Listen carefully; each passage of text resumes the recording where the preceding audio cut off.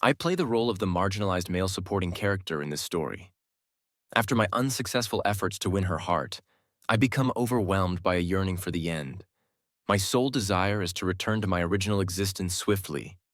However, once they perceive my genuine despair, those who previously wronged me begin to reappear. They implore me not to perish, not to abandon them abruptly, but me. I had long since detached myself from them. I failed to capture the affection of the novel's persistently loyal secondary female protagonist. My attempts to alter her destiny, to prevent her from taking her own life due to her unreciprocated love for the main character, were in vain. She departed from our engagement celebration the instant she received a message from him. As the attendees dispersed, I found myself solitary on the balcony of the Harland family skyscraper. My thoughts fixated on one pressing question for the system. If I destroy this form, can I truly return home? Upon receiving affirmative confirmation from the system, I moved toward the balcony edge, but before I could take another step, a mocking laugh echoed from behind. Turning around, I recognized a familiar face. Elena, my adopted sister with no shared blood. I had discovered her in a trash bin at 7, brought her into my home, and raised her alongside me until she was 14, when her affluent biological parents reclaimed her. Our next encounter found her among Adrian's fervent admirers. My years juggling 3 jobs to support her education had only managed to stir her initial excitement upon our reunion. However, she soon perceived me as the spiteful, jealous underdog rumored to detest Adrian, her eyes now filled with scorn and caution. At my engagement celebration with Lydia, word broke that the protagonist, Adrian, had been abducted. Consequently, everyone present was taken away, including my betrothed. Before departing, she had even grasped my wrist, her stare cold and mistrustful. "It better not be your doing," she declared, turning away without another look. It was the 100th instance she had chosen Adrian over me since my entry into this narrative, leading the system to label me a failure. The reason behind her designation as the unwavering secondary female lead became evident. Her redemption was merely a construct of the system and my hopeful fantasies. Contemplating this, a sneer formed on my face as I regarded Elena with fresh contempt. "I don't understand why you're still here, but you'd better stay out of my affairs," I remarked. "You might miss your opportunity to showcase yourself to your ideal man if you linger too long." After all, this so-called abduction was merely a ploy orchestrated by Adrian Clark and his family. Their sole objective was to sabotage my wedding to Lydia today. Once everyone was assembled, Adrian himself would reappear, precisely on schedule. Nah, perhaps it was because I'd never treated her this way before, but Elena froze, looking momentarily astonished, as if she wanted to speak. I turned my back on her, no longer willing to glance back. Having failed to secure my objective, I saw no reason to remain in this realm. The only consolation was that the system recognized my sincere efforts in fulfilling the mission, granting me immunity from repercussions as long as I exited this world within the stipulated time frame. This would prevent me from being erased. Yet, I recalled that my body in the original world was also nearing death from a terminal ailment. Remembering the tender yet sorrowful look in my parents' eyes before my entry into this story, I clenched my jaw and hastened my approach to the balcony. "Marcus, what are you doing?" Elena's voice grew increasingly worried as I neared the railing. She trailed closely behind, asking, "What kind of stunt are you attempting now? Didn't you already realize that threatening suicide won't sway Lydia? Besides, after all the wrongs you've committed, even if you died here today, it wouldn't alter anything. You'd still be insignificant compared to Adrian." Her words were cut short, as, from her viewpoint, I had leapt over the railing without hesitation, plunging toward the shimmering city lights below. The world expanded around me as I fell, the rushing wind lashing my ears, yet nothing could quell the exhilaration in my heart. I was heading home, back to my parents and friends, intending to leave behind all the grievances and regrets I had amassed here. Just a little more, just a little further. I closed my eyes, anticipation swelling within me. In the next moment, the sensation of freefall abruptly ceased. My arm was seized, the sharp pain pulling me back to this world. Opening my eyes, I saw Elena. Half of her body was trapped between the railings. I calmly said, "Let go." But Elena gritted her teeth, her eyes reddened with effort. "Marcus, fine, you win. You're acting convincingly, but this changes nothing." "Lydia," she stammered, "let go." I struggled vehemently, unwilling to hear Lydia's name again. In her haste to catch me, Elena hadn't had time to think and had simply lunged forward. Fortunately for her, she was wedged between the railings. However, over time, her body began to hang precariously, her pale arms trembling from the exertion. As I started to struggle, she could no longer maintain her grip. "Stop moving, or we'll both fall," she yelled, her voice strained with panic. Realizing I had no intention of relenting, Elena took a deep breath, her tone softening in desperation. "I'm not going to let you die. If you do this, I'll fall with you. Do you really want to drag me down, Marcus?" Her tone was intimate, even a bit pleading, reminiscent of the old days when she lived under my roof, and we relied on each other. Back then, I had regarded Elena as the only family I had in this world. I pampered her, and as a result, she had become somewhat spoiled around me. Now I lifted my head, meeting the girl's bright, starry eyes. She was looking back at me, a semblance of expectation beneath her feigned composure. Was she waiting for me to respond? The thought nearly made me laugh at my own delusion, and I did laugh, looking directly into her eyes as I spoke slowly and deliberately. "Whether you live or die, who cares?" All the color drained from her face instantly. Elena stared at me blankly, seemingly unable to process my response. Her grip loosened. A flicker of hope ignited in my heart. Just as her fingers were about to slip, a cry echoed from the side, and shouts for help began to reverberate around us. Elena snapped back to reality, tightening her hold on me once more. She glanced down at her nearly released hand, her expression conflicted. When we were both pulled back to safety, she remained uncharacteristically silent, a departure from her usual antagonism toward me. Later, when I attempted to slip past the guards and jump over the railing again, Elena pushed through the crowd. Without a word, she seized my wrist in front of everyone. "With Adrian still missing, you're the primary suspect. I have a duty to monitor you," she stated, her eyes rimmed with red. Noticing me looking, she turned her head away, pouting with indignation. For a split second, I saw a hint of sadness on her face. Sad about what? I let out a bitter laugh. Elena was once the only daughter of the Green family, abandoned by her parents' business rivals. A girl forced to survive in the slums, bullied by other kids, chased off by vicious dogs. With nowhere left to go, she had hidden in a pile of trash in a dim alley, enduring the stench of rotting garbage in the midst of a sweltering July, too afraid to take a single step beyond the safety of that alley. There, she had waited as a small, crumpled figure among rats and cockroaches, awaiting decay. Her one act of courage had been to call out to me, a boy passing by after school. Later, I took her out of that trash heap, cleaned her up, and dressed her in clothes my mother had left behind, altered to fit her. I was only 12 then, sharing the community welfare allowance meant for one between the two of us. When I first arrived here, I hadn't even remembered I was a transmigrator or a player in a game. I had no cheats or advantages to ensure that Elena had books to read and food to eat. I scoured the streets for bottles after school and on weekends, washed dishes at a small diner. Underage workers were kept hidden, so I earned far less than the others. It took 4 dishes washed to earn a single penny. How many dishes would it take to secure a future for Elena and me? I didn't know. I simply picked up each dish, rinsed, scrubbed, and repeated. Numb to the process, the diner's stifling back kitchen, the whirring fan, and the thick grease stains were the markers of my childhood. I once asked Elena why, of all the people passing by that alley, she had called out to me. The young girl had smiled up at me, her face beaming, saying she had chosen me after watching for a long time, believing that out of everyone, I was genuinely kind. Now, this same Elena, after being taken back by her birth parents at 14, had never contacted me again.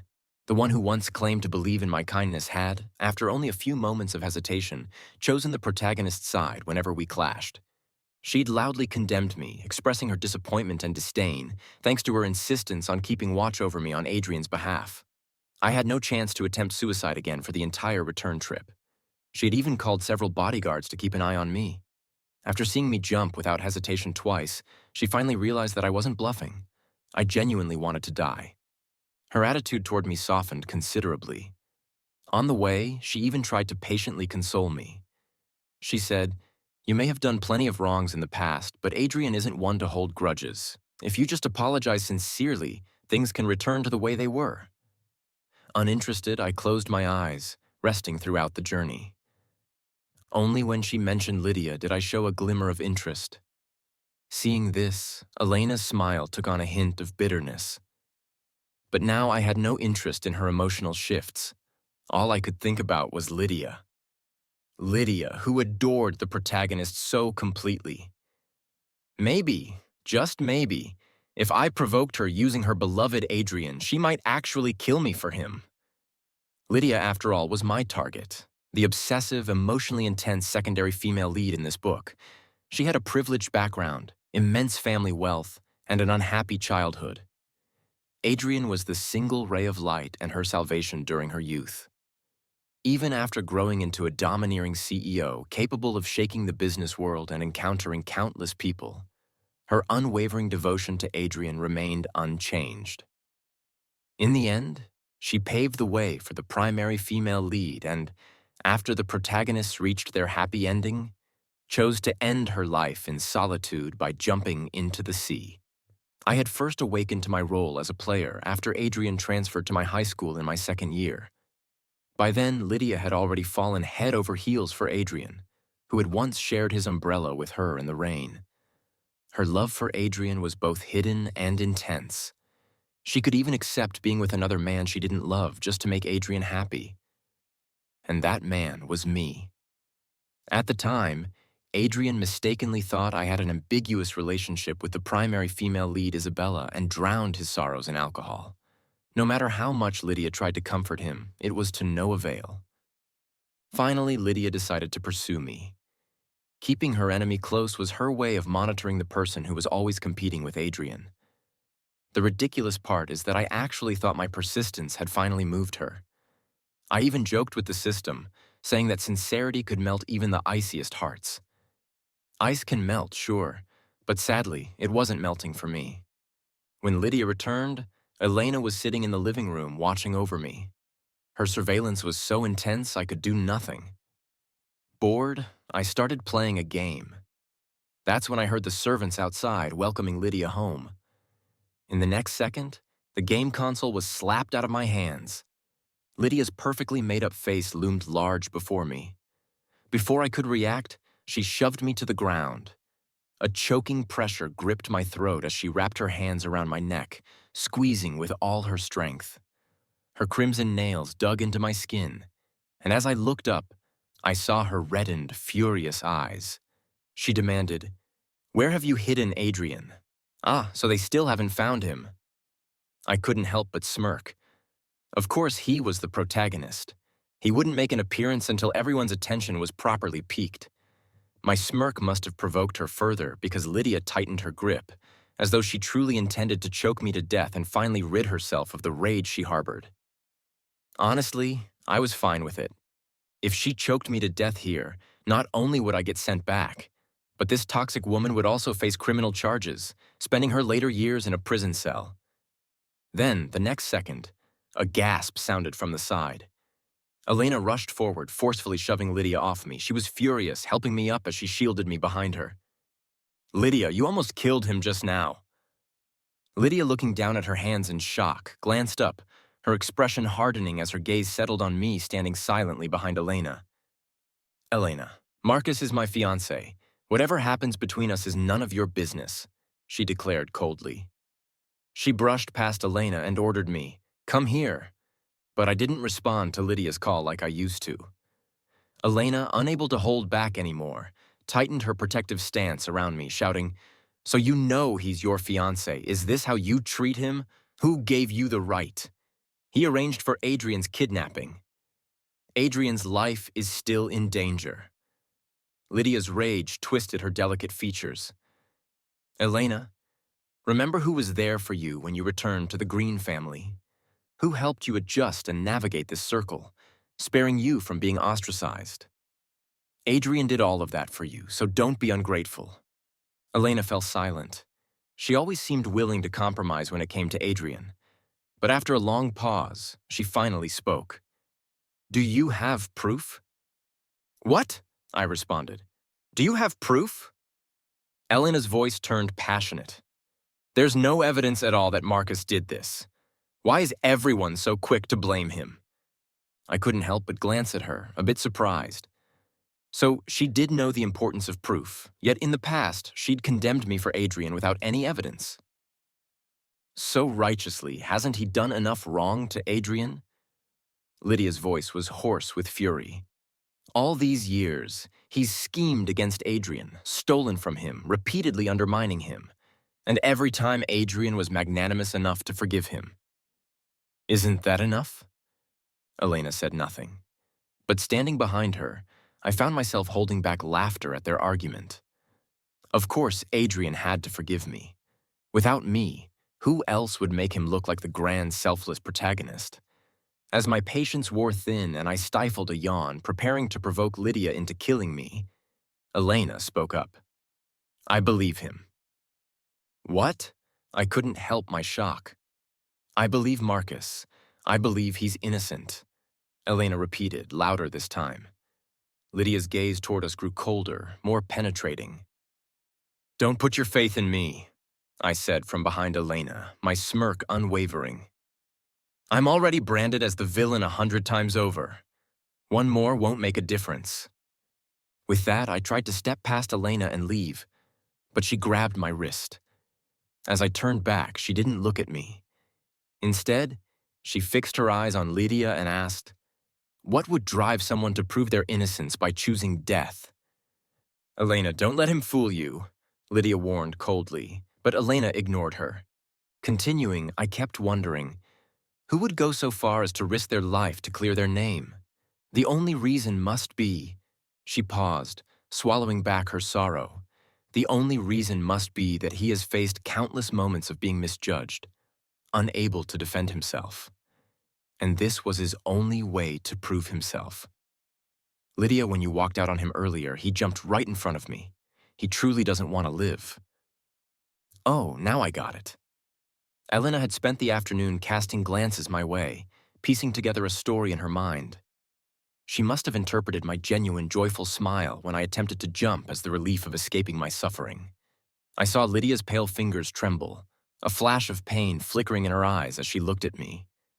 I wanted to interrupt their fantasies, but Elena was already dragging me toward the door. She was still talking. They may not believe you, but I do. Marcus, come with me. No. This time I shook her off. Elena looked at me, stunned, as I gave her a cold smile. Don't bother playing the good guy, Elena, I sneered. I don't trust you one bit. Seeing her actions, I knew that as long as I stayed by her side, I'd never get another chance to go home. Sticking with Lydia, who was still seething with anger, was a much better option. With the right push, I might even be able to achieve my perfect ending. My return home and her imprisonment. I expected that after rejecting her repeatedly, Elena would react with anger, maybe slip into her usual sarcastic tone with me, but she didn't. She just stood there, silently looking at me, her eyes gradually misting over. I won't let anything happen to you, she finally said, leaving those words behind as she turned and walked away. I looked back to see Lydia, who remained silent. You and she seem close, she remarked, her expression as cold as ever, though there was a trace of bitterness in her eyes that she probably hadn't even noticed. We're all right. I did raise her, after all. It was the first time I openly shared my relationship with Elena. Her troubled past in the slums had been thoroughly hidden by the Green family. No one knew how she survived or who she'd spent that time with. The next second, my world spun as Lydia pushed me back onto the sofa, her hands once again lingering at my neck. But unlike before, she squeezed gently this time, her touch almost intimate. I looked up at her, meeting her gaze in silence. After a long moment, she seemed to relent, sighing softly as she let go, her thumb brushing over the bruises on my neck that she'd left earlier. She rested her head on my chest and murmured, "Let's stop fighting. Tell me where Adrian is, won't you?" For a brief moment, I thought I saw real emotion in her eyes, the kind I had glimpsed when she once asked me to marry her, holding a ring. Back then, she'd said, "No matter what happens before, as long as you're good from now on and don't do anything wrong, we'll be happy together." But I had already realized that she'd only pursued me to bring happiness to Adrian, so I'd given up on her by then. Still, for the sake of the mission, I swallowed my humiliation and accepted the engagement ring she offered, meant for someone else. As she slipped the ring onto my finger, Lydia had smiled in relief. She'd even kissed me passionately amidst the crowd's cheers. Moments later, she'd left for Adrian after hearing news of his car accident. Now, looking at her face once again, I allowed a smile to creep across my lips. Lydia's eyes lit up, her tone rising with a hint of hope. "Marcus, won't you just listen to me this once? I won't pursue what you did this time. If you stop hurting Adrian, we can finally be happy together." "In your dreams." My words cut through her speech, as if that would happen. "Lydia, do you think this is some fantasy where we all live in harmony? If you're so capable, then go ahead, kill me. Don't think I won't." Her voice turned cold. "Go ahead, do it. If you can't, then you're just a coward."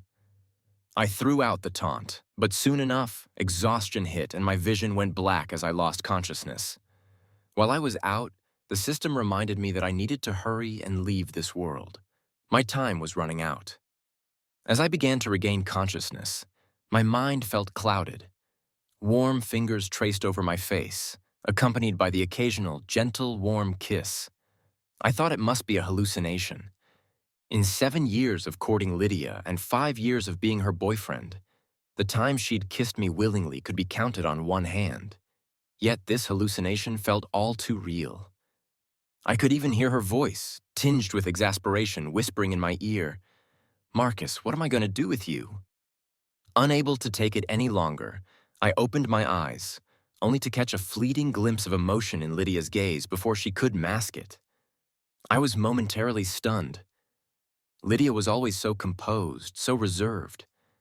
I'd never seen this expression on her face, a mixture of pity, resentment, restraint, and reluctance. Emotions layered one over the other, making her look almost like a stranger. But this unfamiliarity only lasted a couple of seconds. Her expression soon hardened again. "Tell me where Adrian is," she murmured, her voice low and almost hypnotic. In her hand, she casually toyed with a syringe. Noticing my gaze, she smiled and explained, "A rare item, something that only circulates among the elite. Just a milliliter will induce unbearable pain for 3 minutes before the victim dies, and the coroner will only find evidence of a heart attack." I chuckled.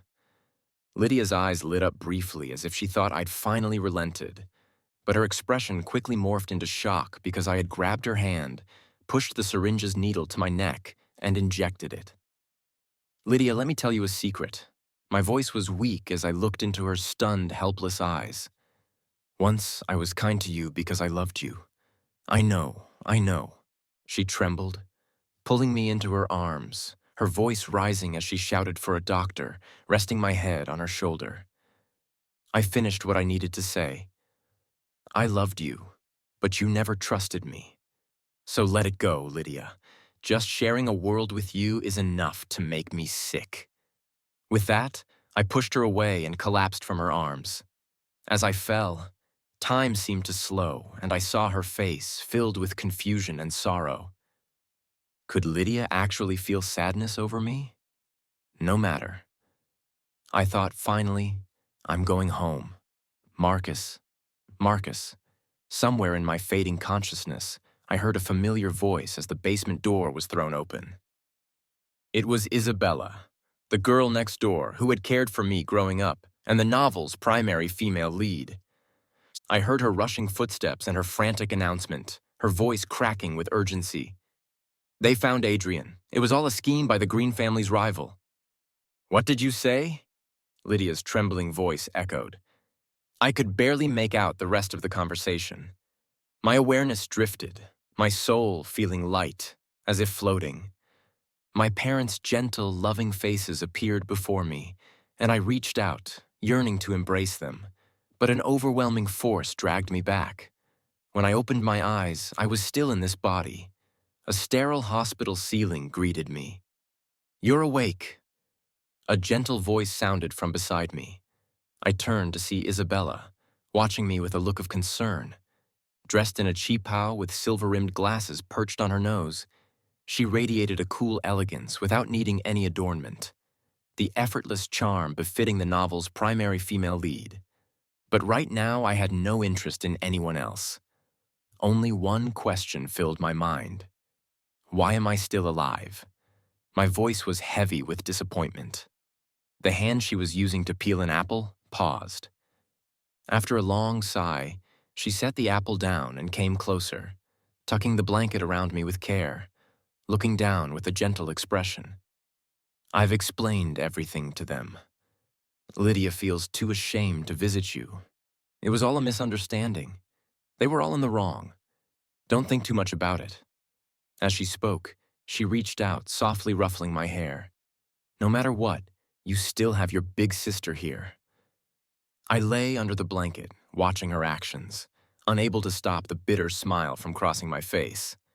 "Well then, sister, maybe your boyfriend should apologize in public for all the rumors he spread about me implying I was the culprit." Isabella's face froze, and this time, she had no response to give me. Angelica had always been the one in this world who seemed to defend me the most. At least, that's how it appeared on the surface. When I was a child, my parents in this world hadn't yet passed away in a car accident. Our families were neighbors then, and Isabella's parents, consumed by their research, often didn't have time to look after her. My parents, warm-hearted as they were, couldn't bear to see a child so alone, so they often invited her over to play.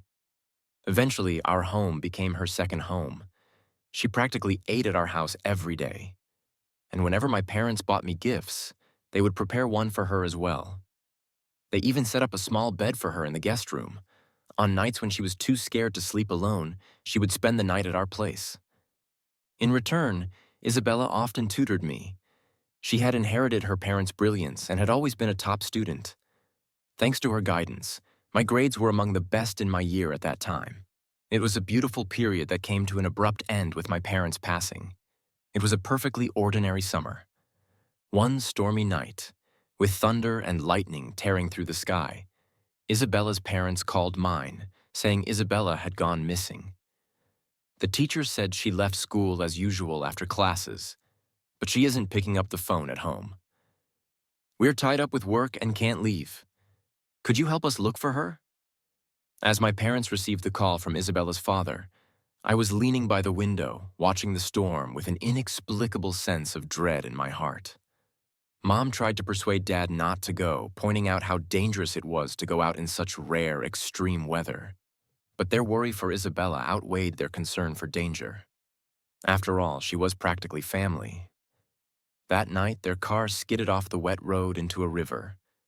It wasn't until the storm cleared the next day that anyone found them. And that was when Isabella reappeared. She wore brand new clothes, looking lost and uncertain as she stood in front of me, who had just dashed out in tears after hearing the news. Later, I asked Isabella where she had gone that night.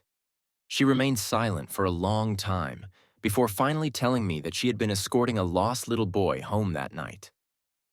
The boy lived in one of the city's wealthiest neighborhoods. Isabella had walked a long way with him until they finally found his family's servants. By the time she tried to return, a torrential storm had begun, the thunder and lightning preventing her from continuing on. At that point, the boy she had helped warmly offered her a place to stay and invited her to spend the night. The next day, his family's driver took her home, but by then, everything had changed. When I heard this story, I'd asked her, red-eyed, "Why hadn't you called if you decided not to come back?" She knew my parents' phone numbers by heart. She knew they'd worry. So why hadn't she said a word? Isabella didn't know how to answer and could only keep apologizing. Afterward, her family quickly moved away, and I, left without any guardians, ended up in the slums. Years later, after binding with the system and regaining my memories, I finally understood the truth. The boy Isabella had walked home that night was none other than Adrian, and thus the fated meeting of the male and female leads began even earlier than I'd known. While my parents struggled to see through the rain, calling her name as they navigated the storm, Adrian had proudly shown her around his opulent toy rooms, hand in hand. Young Isabella, enraptured by these new luxuries, had forgotten everything else. By the time she remembered, my parents were already lost, entombed in the cold river as they searched for her. Our family should have left her world then, leaving Isabella to grapple alone with her guilt until she gradually moved on with Adrian's comforting presence. But I awakened and reappeared in their world. In an effort to get close to Lydia, I had worked my way into their high school, only to meet Isabella again. Years later, she still called herself my sister. Her childhood guilt had left her obsessively protective, unwilling to hide her favoritism for me. The once cool girl now wanted nothing more than to keep me close, to make up for her debt. But she had forgotten that we weren't actually siblings and that her overly intimate gestures could be misinterpreted. That was when Adrian began to resent me, as he and Isabella reached an age when they should have been exploring their feelings. My presence drove a wedge between them. Isabella's excessive attention toward me left Adrian unable to secure her affection. So he turned against me, despite my explanations and outright refusal of Isabella's guilt-ridden attentions. Nothing changed. So when Adrian found out about my feelings for Lydia, he deliberately pursued her as well. The more Isabella focused on me, the more he sought Lydia's attention. Lydia loved Adrian. Adrian loved Isabella. Isabella chased after me, trying to atone, while I sought to save Lydia. We were all trapped in this twisted circle. Adrian grew impatient, seeing me as a thorn in his side, but unwilling to ruin his image in Isabella's eyes. He staged one situation after another, using every possible means to isolate and expel me from their world. As the protagonist, he merely needed to lift a finger, and the entire Green family backed him. I had only myself and a system on my side. Why is the protagonist like this? In the end, I became notorious, and Adrian drifted further from his own character as a noble, magnanimous hero. This time, he falsely accused me of hiring people to kidnap him, and Isabella somehow convinced him to admit that the incident was orchestrated by his family's rivals. I didn't know how much she knew, so I changed my question. If I told you only one of us could live between Adrian and me, what would you do? Marcus, don't say such foolish things, she pleaded, giving me a bitter smile. Tell me what you want. I'll make it happen. I lay back, smirking. Then kill me. Isabella paused for a few seconds. That's the one thing I can't do. Anything else? Then make Adrian kneel and apologize.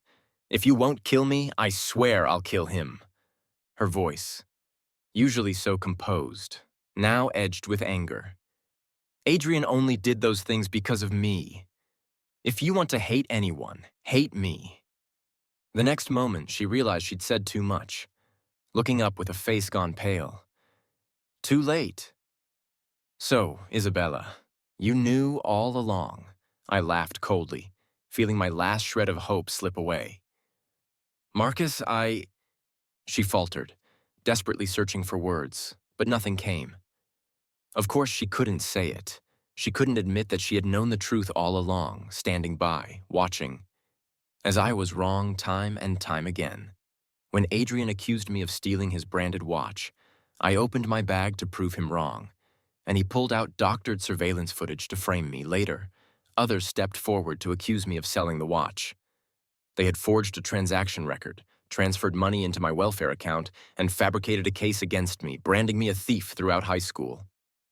And you knew all of this, Isabella. I laughed even as tears rolled down my face. This time I felt true disappointment. If my parents could see this, the person they had died for, how would they feel? Isabella, my neighbor and childhood sister, her once proud posture now crumbling with every word I spoke.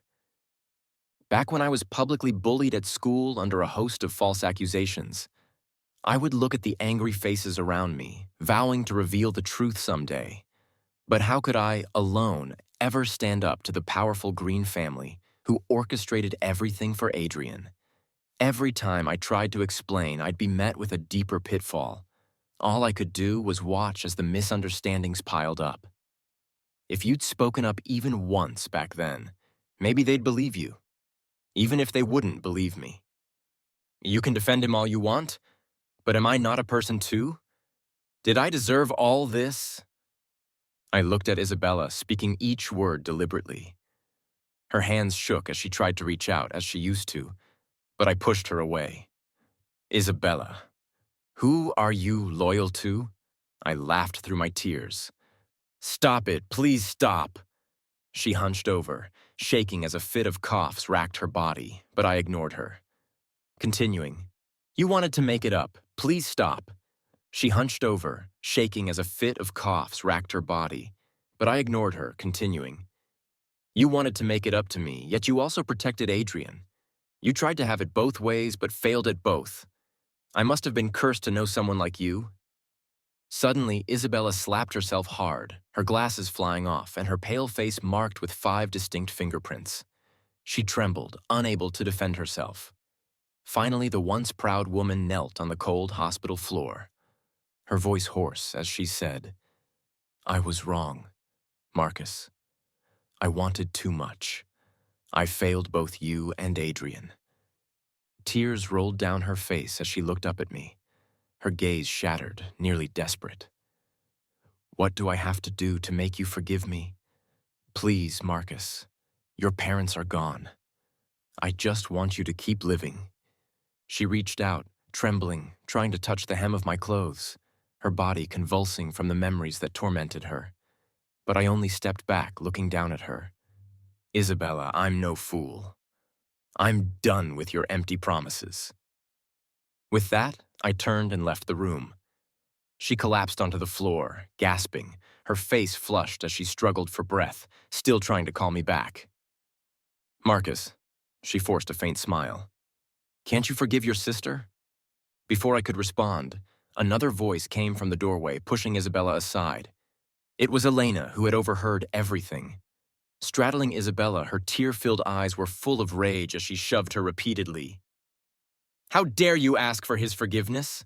Does making him suffer make you feel better? Do you people have any conscience at all? I trusted you with Marcus, and this is how you repay him. I'm sorry, Isabella whispered weakly before fainting. Elena rolled off her and clutched her head in frustration. You're all disgusting. I believed in you, yet I treated him horribly. I'm no better than any of you. Covering her eyes with one hand, she cried, Brother, I was wrong. I shouldn't have doubted you. You've been through so much. I was wrong. I shouldn't have doubted you. You've been through so much. I regret everything. I didn't mean to treat you that way. Her loud sobs eventually drew in the medical staff, and Isabella was taken to the ER. Elena, however, remained, refusing to leave. Marcus, come with me, please. She begged, her young face pleading. If you stay with Lydia, she'll kill you. I'm begging you, please come with me. But I ignored her, following the family's bodyguards without looking back. Why? She called after me, her voice trembling. You used to care about me the most. Why do you only see Lydia now? Aren't we the ones who were closest? Closest? I echoed the word, unable to hide the sneer in my smile. You didn't think about that when you called me vile and despicable. Elena, you're no better than Lydia. You're both disgusting. I left her lost figure behind, not looking back this time. I wasn't sure how much Lydia knew about what had happened in the hospital. But from that day on, she stopped appearing before me. Maybe she didn't know how to face me. Or maybe she couldn't accept the reality that her feelings had long since soured. Lydia avoided me, leaving me to figure out how to end my own life. I attempted everything, jumping off the roof, biting my tongue, slitting my wrists, even trying to drown myself in the bathtub. But the family had too many eyes on me. The housekeeper, Miss Lynn, tearfully called Lydia, pleading, "Miss, please come see him. He's breaking apart." But Lydia still didn't show up.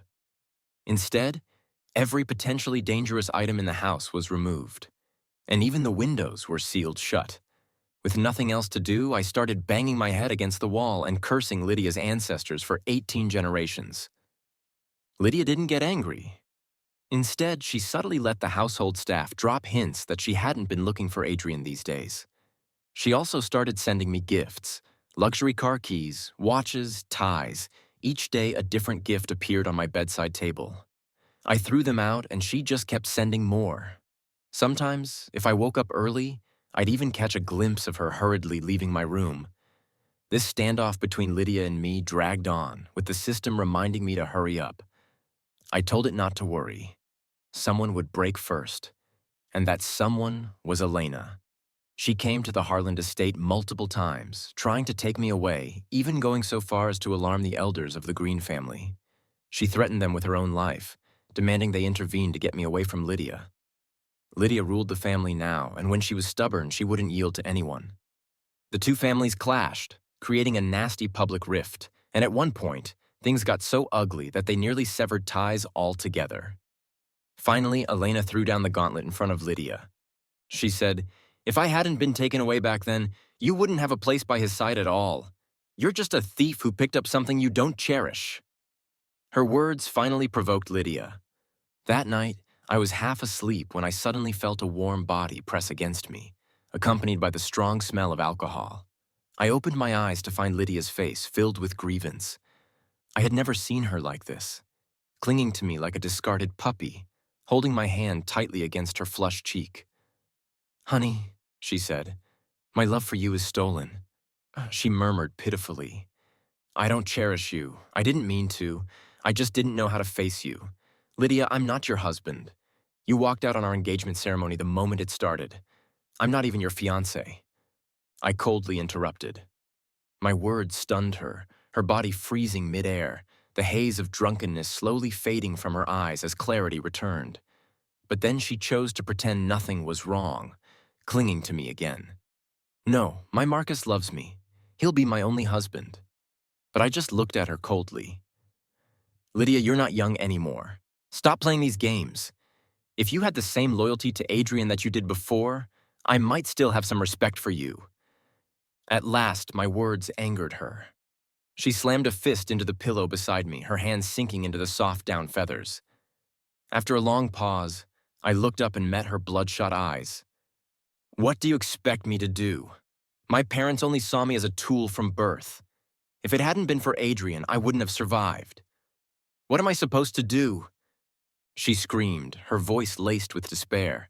After a moment, her tone softened again, as if she'd found new resolve. "In the end, you're still to blame for all the wrongs you've done, but it's okay, Marcus. I forgive you." She was unhinged. I looked at her coldly as she struggled with her pain. "Yes, he's innocent and wonderful. So why didn't you marry him? Or were you unwilling?" "Lydia, don't you realize? You're so pathetic it's sickening. No wonder Adrian could never love you. You don't deserve anyone's love. I must have been blind." "Shut up." Something in my words pushed her over the edge. She shoved me down again, gripping my throat tightly. "You promised you'd stay by my side, that you'd love me." She looked at me, her voice raw with despair. "Why can't I feel your love anymore?" She screamed, her voice trembling with fear and helplessness she didn't even realize. Her tears blurring her vision as she searched my face for any trace of affection. My face flushed red as I struggled for breath. But I just sneered at her.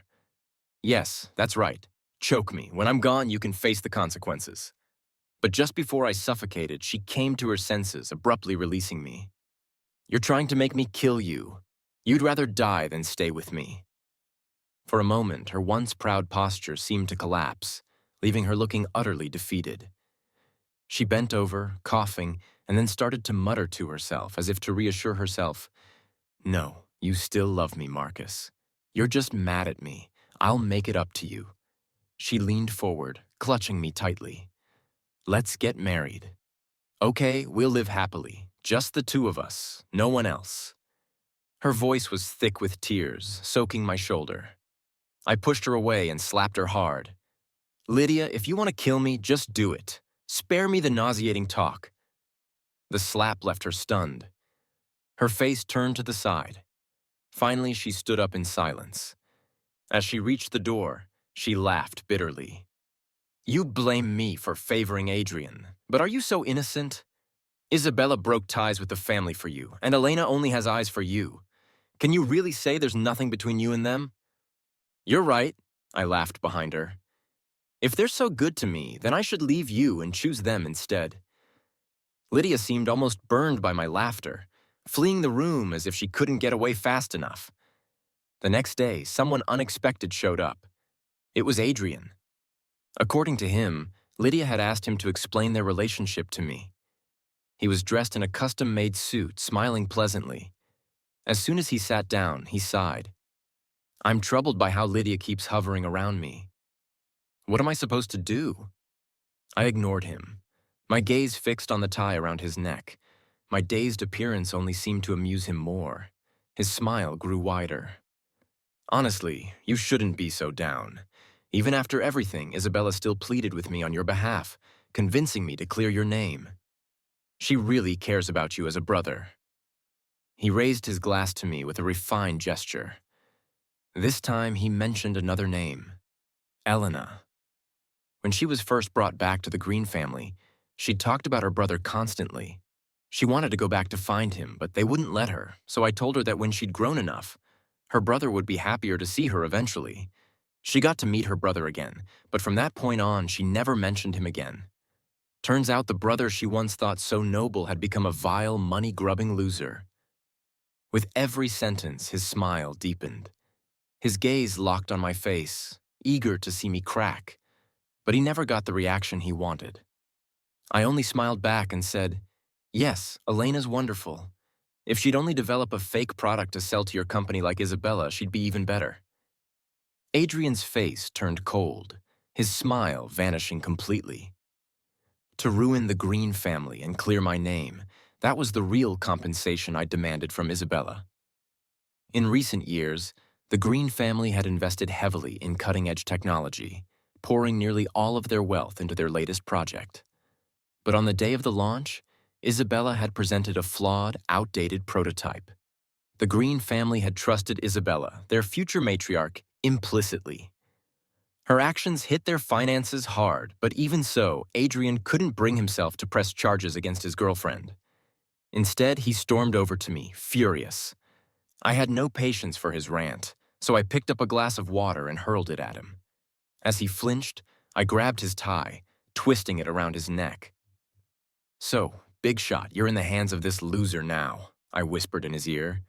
"Marcus, if you do this, Lydia will never forgive you, even now."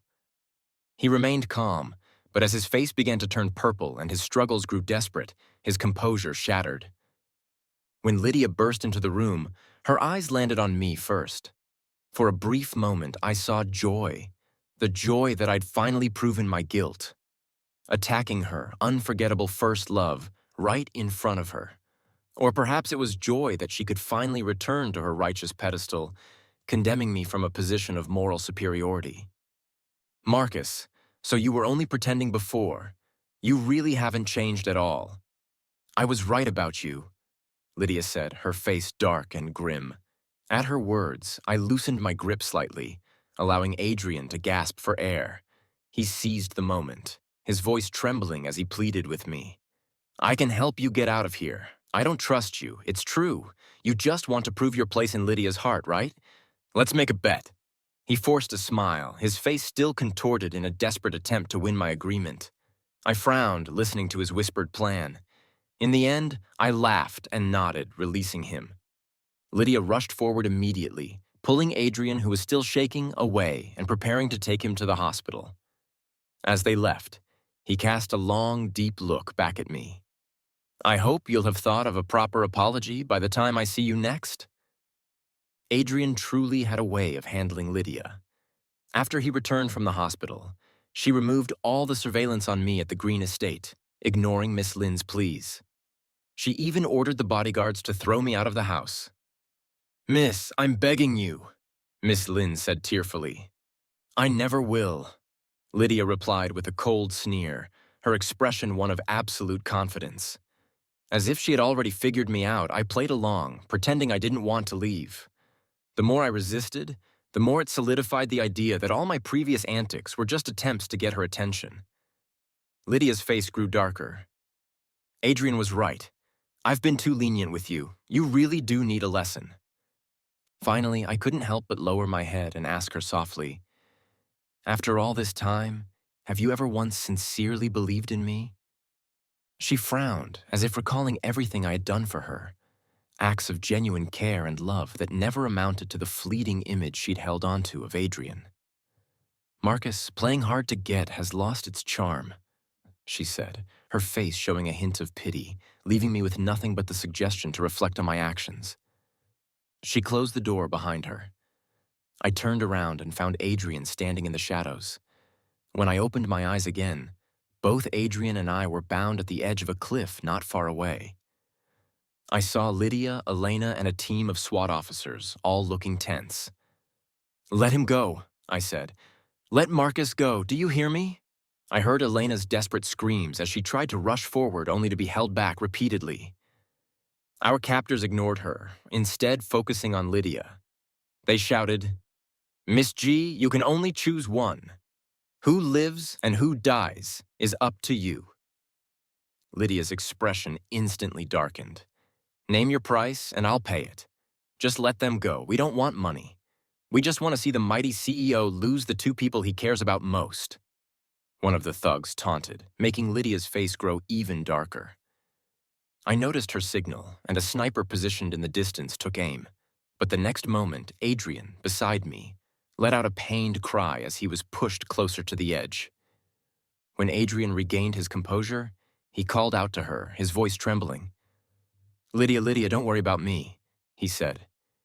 There was still a bandage on his forehead from where I'd struck him the previous day. Standing there against the wind, he looked like a young bamboo stalk, frail and on the verge of snapping. Lydia's gaze lingered on his injury for a moment, her expression dazed. "Stay still." One of the captors yanked him roughly, forcing him to stumble closer to the cliff's edge, making everyone hold their breath. Lydia's face was filled with an almost tangible murderous intent. Adrian, however, glanced at me and gave a sly smile. "You've lost again," he whispered. "Aren't you afraid they'll discover this is all an act you orchestrated?" I asked. "Huh," Adrian sneered, with the Green family backing me. "They'll never find out. Hasn't it always been this way?" He raised an eyebrow at me, his smile growing even more smug. The thug he had hired pulled him even closer to the cliff. "Miss G, if you can't make a decision, we'll help you make it." Lydia screamed in pain, clinging to her name as if it were her lifeline. "Lydia!" Veronica screamed. "Lydia, don't worry about me," she screamed in pain, clinging to her name as if it were her lifeline. Lydia clenched her fists tightly, giving the thugs one final warning. "I won't let you get away with this. Cut the nonsense. Make a choice." Adrian looked like he was moments away from falling into the abyss. Finally, Lydia's hands relaxed. Her gaze filled with pain as she looked at me. "Marcus, was this all your plan again?" she asked. "You don't want money, just to force me to choose. Are you trying to prove who means more to me?" She laughed bitterly. "I've indulged you too many times. This time, I won't let you go too far." As expected, Lydia chose Adrian. In that instant, the scene fell silent. Elena, who had been held back until now, rushed forward and slapped Lydia. Adrian, meanwhile, gave me a triumphant smile. "Goodbye." He turned to leave. The men restraining me loosened their grip as well. Lydia, barely perceptibly, sighed in relief. "Marcus, stop using these childish tactics to test me." But her words stuck in her throat. I deliberately stepped back, moving to the edge of the cliff. With one more step, I would fall, disappearing into the ocean below. "Marcus!" Lydia called my name in a trembling voice. "Brother, don't throw your life away for these people.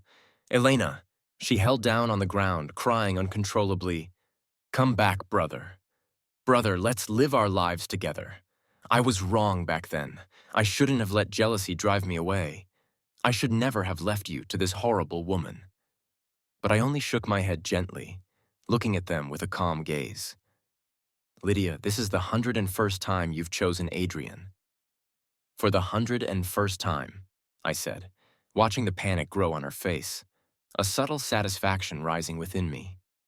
"I genuinely loved you. If you'd chosen to believe in me even once, we wouldn't be here today." Then I turned my gaze to Adrian. "There's something you might not know. I left a gift for both of you." I pointed to the second button on my shirt. "Right here, there's a hidden camera. Everything you just said and did has been broadcast live. I wanted to go home, but I didn't want to leave behind a tarnished name.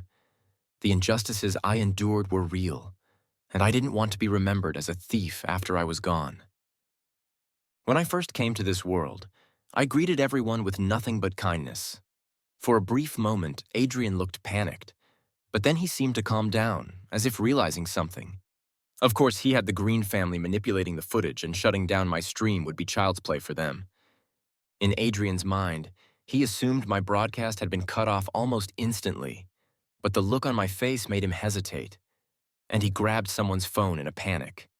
The internet was already flooded with headlines about him. "Green families, manipulative games, rich boy bullying." These phrases quickly rose to the top of the trending lists, with countless people posting clips from the live broadcast as evidence. The video clearly captured his confessions of slandering me and every vile word he'd spoken. Lydia, unable to hold back her curiosity, pulled out her phone to check, her face turning pale as she looked up, meeting my gaze. "It's fake! It's all fake!" Adrian screamed, pointing accusingly at me.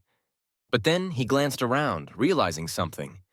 The heroine of his sweet romance novel wasn't there. He turned to me, and I didn't hold back the truth. It was her idea. She even supplied the camera. "So, the rest of your lives will be spent hating each other. Enjoy tearing each other apart." With that, I leaned back in full view of everyone. I fell off the cliff. No, a wail rose behind me, though I couldn't tell if it came from Lydia or Elena, but I no longer cared. As I plunged into the ocean's depths, my soul seemed to rise above. I saw Lydia kneeling, her face streaked with tears as she stared in horror over the edge of the cliff, eventually vomiting blood. Elena broke free from her restraints, attempting to hurl herself off the cliff after me, but was stopped at the last moment by the Green family members. Meanwhile, in the distant city, Isabella sat in silence at her computer, repeatedly refreshing the trending topics. A deep red gash ran across her wrist, blood dripping steadily, but she only glanced out the window. After a while, she closed her eyes and whispered, "Marcus, you must really hate me. It's okay. I've avenged you, and I haven't even spared myself. When we meet again, I'll treat you better, I promise." In that final moment, I saw my parents' kind faces and the concerned looks of my friends. Just as I was about to depart from this world, I heard the system's voice. "A strong wish to keep you alive has been detected. Mission complete. Reward granted." When I opened my eyes again, my mother was gripping my hand, overcome with emotion. A miracle had happened. "Marcus, the doctor said my illness vanished overnight." I couldn't hold back any longer and threw myself into their arms, crying. I was finally home. Much later, after I'd returned from the hospital and resumed my school life surrounded by friends and teachers, I heard the system's voice again. It was time for a follow-up, accompanied by the system. My spirit revisited the world inside the book, witnessing the endings of those I'd left behind. After seeing me fall from the cliff, Lydia went mad, directing all her rage at Adrian. She uncovered the hidden truths, forcing Adrian to publicly apologize for slandering me. But she didn't stop there. She launched an all-out campaign against the Green family, draining their resources, and within 3 years, they went bankrupt. Even kneeling outside the Harland family mansion in the rain couldn't soften her heart. Eventually, she spiraled into a life of drunken self-destruction, ignoring her responsibilities until she was dismissed as CEO by the Harland family. She returned alone to the school where we'd once studied together, clinging to our shared past. One day, she began coughing up blood, but she paid no mind. Drinking and calling my name, she was in the final stages of stomach cancer. When I visited her in her dingy apartment, she'd been unconscious for 3 days. Her spirit seemed to see me, smiling with a dazed, childlike happiness. "You look so different now, happier than ever." "That's good," she said softly, reaching out to touch my cheek. I turned my head, avoiding her touch. Lydia looked disappointed, a bitter smile forming on her lips. She said she'd soon be gone, able to join me and make amends. But I only laughed. "Only you're dying, Lydia. I have a new life in another world, filled with light and warmth. You're the one who will rot in darkness forever. Even in death, we'll be worlds apart." With that, I vanished, leaving her sobbing alone. As for Adrian and Isabella, Isabella's attempt to end her life was thwarted by her family, who managed to save her. But with the Green family targeting her for the disgrace she brought upon them, she became their new victim. Before Lydia finished off the Green family, Adrian turned his bullying methods on Isabella, repaying her with all the cruelties they had inflicted upon me. When the Green family collapsed, Adrian went to Isabella's house, asking if she would still give him a home. She welcomed him inside, and that night, she lit the gas. Neither of them saw the sunrise. Elena despised her former weakness, but after breaking away from the Green family, she moved to a remote mountain area to disappear from the world. When she saw me in her dreams, she was overjoyed. "Brother, I've learned to help others just like you did. Are you proud of me?" But I looked at her with an indifferent expression and shook my head. "Elena, your choices are none of my concern. From the moment you decided to hide the fact that the boy who raised you for 7 years was your brother, we ended. I have my own life to live." She cried, reaching out to hold me back, but I had already turned away, leaving behind the shadows of the past. From now on, I would look forward, leaving that darkness far behind,